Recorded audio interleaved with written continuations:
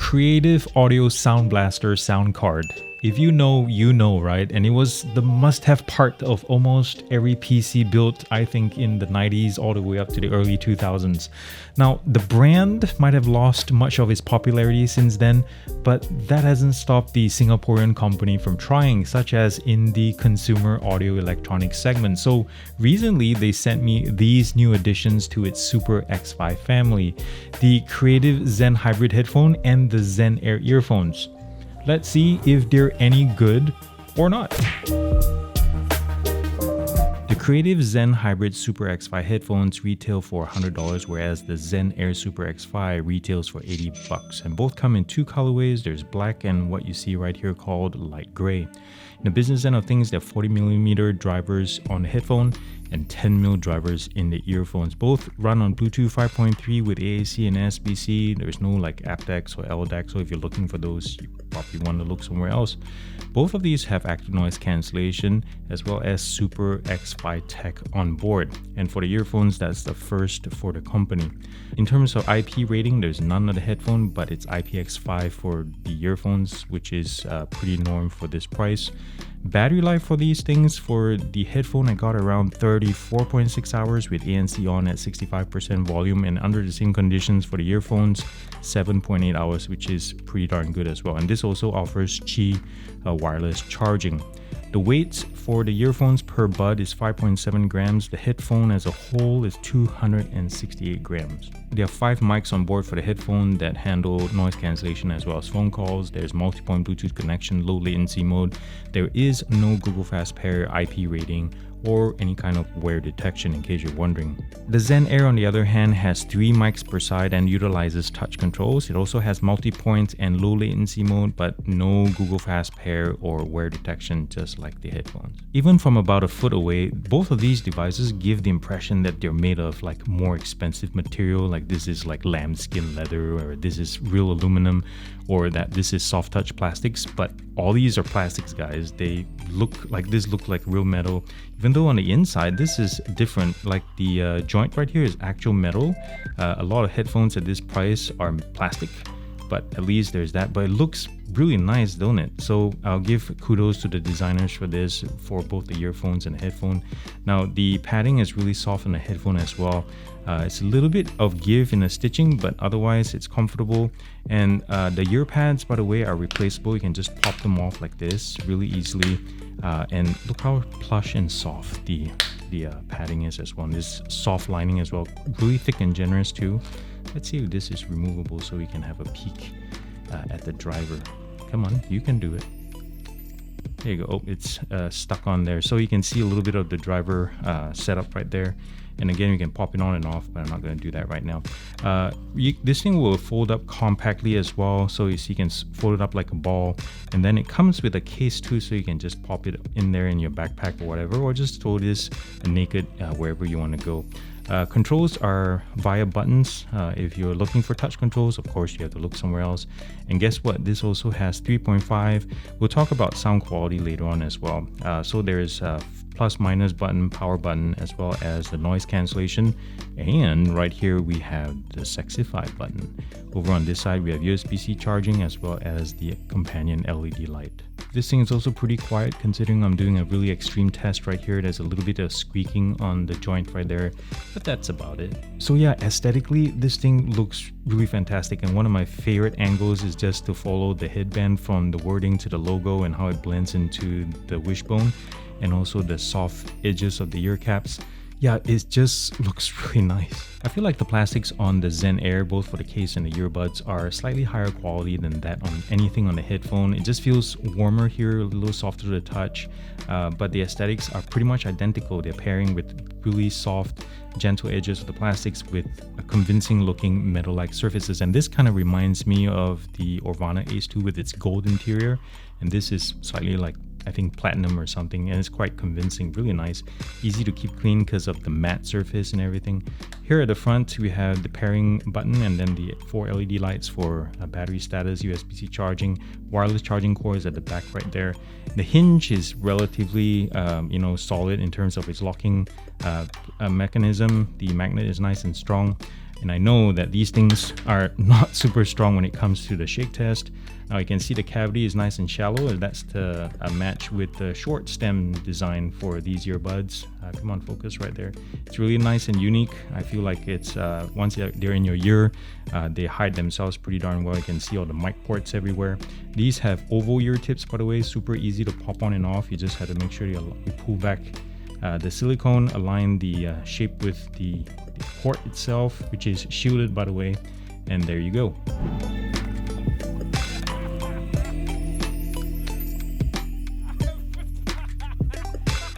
Oh my goodness. Yeah, John Mayer is all around my head right now. He's singing Assassin, and man, I would say Creative has got their SXFI system down pat now.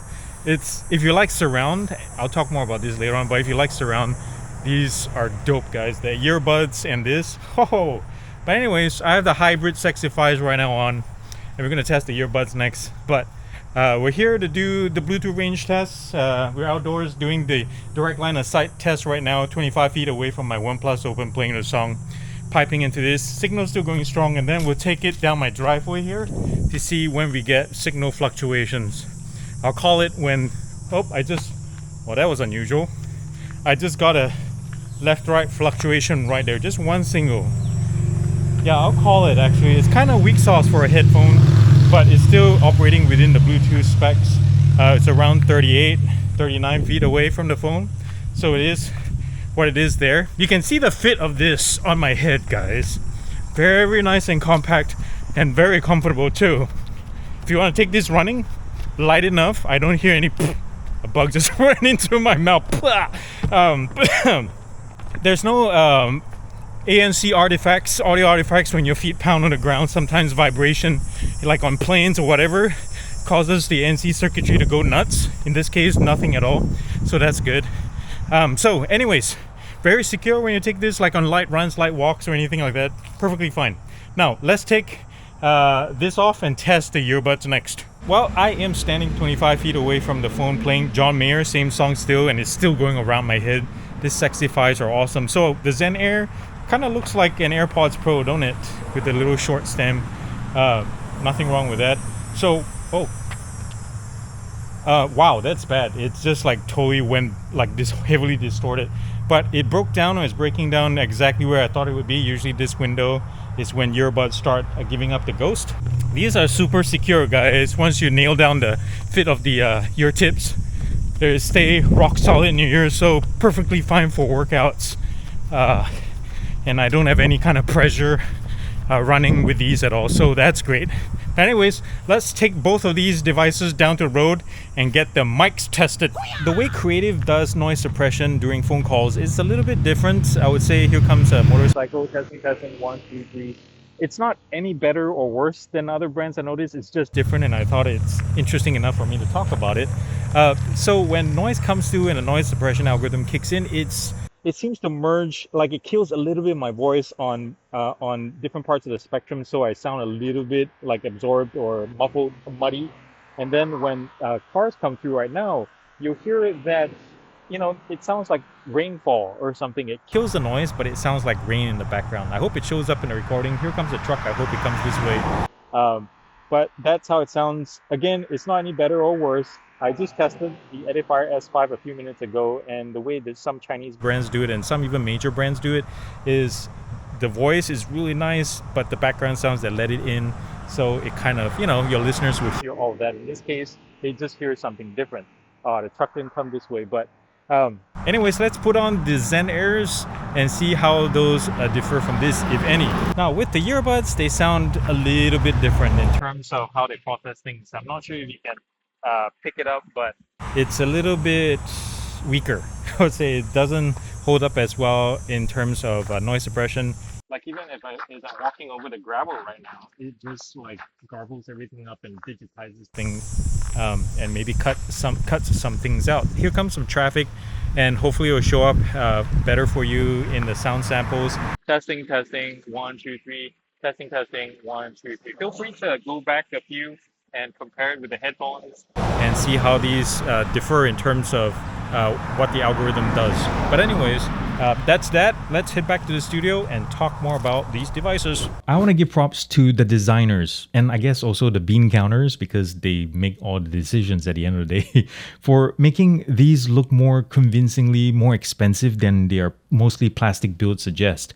At least in this light gray color, the metal-like finish contrasted by the smooth over edges of the plastic bits actually look pretty good, guys, which kind of, when I think about it, kind of reminds me of Sony's metal finish and plastics from its XM3 series, the earphone case and the headphone ear caps. I love physical controls on devices. You guys know how I feel about that, but I have a beef with the buttons on this headphone, so they're almost impossible to tell apart. It doesn't help that they're nearly flush with the body, with no real tactile indicators for your fingers or your brain to differentiate effectively. Right next to the noise cancelling button, there is an LED light that either blinks or stays on constantly depending on what noise cancelling mode you pick, and I wish there was a way to completely turn off the light, like in the app or something, because for those using these devices in the dark, that bright light will bother people right next to you, I can guarantee you that. And practically all creative products do this, and I'm not sure why no one has spoken up about it. This button right here, guys, the SXFI button, is money. Clearly, Creative is leaning heavy on its own take on surround sound, and I'll tell you what, it's pretty darn effective. So starting with the Zen Hybrids, let's talk about SQ there. On Anderson Pack's Come Down, in default flat profile, straight out of the box, I have to say that vocals sound hollow and the entire presentation is missing about half of the excitement of the source recording. But thankfully, a solution to that is, again, the SXFI button. You press it and then you're immediately transported to, say, the center of a home theater room with multiple speakers surrounding your head. Now, there's no like head panning Dolby Atmos effects here, but it's still pretty darn fun. Outside of the SXFI cheat mode, if you want to call it, if you don't want to use that, the flat profile issues can somewhat be alleviated by switching to either music or acoustic preset. Still, to prove that SXFI isn't some like one-trick pony, just pull up a song like Pain by Ilona. Dude, that bass thump actually starts enveloping you, plus Ilona's vocals take on this almost ethereal quality. Or try the jazz piece like Barbados by Arnie Domneris. The OG recording gives you a good sense of where the instruments are in what seems like a small bar. With SXFI on, it's like you're in a larger like concert space without losing too much information. Other notes on SQ, there's surprising composure up to 9/10 volume, which I definitely wasn't expecting. I thought it would be crashing nearer to something like the 75% mark, especially for something $100. And overall, I would say that the default tune on the hybrids with its driving bass and raised mids are great for hip hop and rock. Now, wired listening through the 3.5 out is also pretty decent, I would say. A little bit hollow, but perfectly serviceable, and it operates without needing to power on the headphone. Just by nature of being a earphone, sound on the Zen Air is less atmospheric than on headphones like, say, the Hybrid. And in this case, it possesses a more lifted setup in the upper mid and lower highs, at least to my ears anyway. And so the perceived hollowness and lack of energy in the headphone cousin isn't present on these things, which is great. Guitars and male vocals have comparative power and sparkle, even at low gain levels. And as for SXFI, my test notes for the Zen Hybrid also apply here. And really, guys, I have to admit that Creative's spatial tech is like crack. It's quite addictive. Probably the greatest sin that Creative has introduced to mankind has got to be its app. I've talked in greater lengths about this thing in my Orvana Ace 2 review, but to recap, why oh why does the app take forever to connect to any of my paired Creative devices? And anytime you back out of the app or exit out of the device controls for that matter, you're back to waiting forever for the app to connect again. And also, if you plan on using SXFI, you have to download a separate SXFI app in order for it to map and configure the whole computational spatial tech to your ear. Why this can't be packaged into one single app is beyond me. But thankfully, everything else is easy to find and control. It's visually nice as well. Just remember not to swipe to another app or exit the page, or you'll be wanting to throw your phone across the room again. Both active noise cancellation systems, I would say, are mid-grade, performing at about the same level as others in the same price bracket. They do let in more sound overall than I'm accustomed to, but they'll sufficiently blunt low and mid frequencies, so there's that. There is some hissing when ANC is on, at least on the headphones, but it is barely audible, which is good. It's also great that Creative gives users plenty of noise cancelling modes and strengths to fiddle with, but honestly, there aren't really any great benefits straying from the strongest ANC setting. So, anyways, I'll rate overall noise cancelling for both a C+ with a slight edge to the headphone, thanks to a good passive seal afforded by the ear pads. So more like C++. So the big question is, should you buy either of these Zen devices like right now? Well, at their respective MSRPs, they're in the company of Edifier, Soundcore, Soundpeats, one more, you know what I mean. It's a competitive segment with very competent hardware. So with the Zen Hybrid, for example, it has things like the Space One and Sonoflow to contend with. With the Zen Air, you've got Soundcore's Liberty 4 NC or Soundpeats' Capsule 3 Pro Plus. But again, I think Creative has created its own space with their SXFI tech, which basically recreates the listening experience of, say, a high-end multi-speaker system. And I would say that the algorithm is getting better with each generation, and I feel that, honestly, the SQ out of these two with the surround mode turned on is just so much fun. But one thing, Creative, just fix the bloody app. Well, that's all I got today, guys. Thank you for being here. You guys are so awesome, and thanks to Creative for sending me this SXFI tech. And speaking of SXFI, you'll probably also notice this hoodie that I've been wearing this entire episode, and especially during the splash test when the water basically repels off this thing and not my body. It's really cool. It's from Textale. It's called the Repel hoodie, as simple as that. And it's really nicely made. The seams are sweet and it repels stains even up to a certain point. I like how big the hoodie is as well, and the strings are nice.